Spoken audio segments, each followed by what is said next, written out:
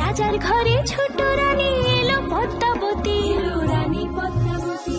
রাজার আরো 6টি রানীর ছিল না সন্তান, পদ্মাবতীর কোলালোতে মিলল সমাধান।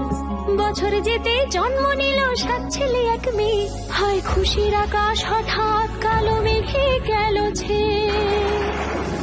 হিংসেতে যায় জ্বলে পুড়ে বাকি 6টি রানী, যুক্তি করে ঘটায় ওরা 7 কুমারের হানি।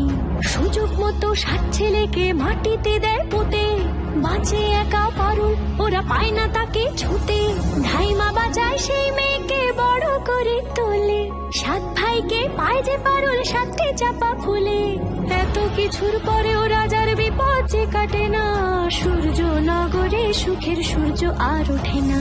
হিংসা বিবাদ বিচ্ছেদ আর প্রেমের কাহিনীতে পারুল বোন কি পারবে 7 ভাই চম্পাকে জাগাতে।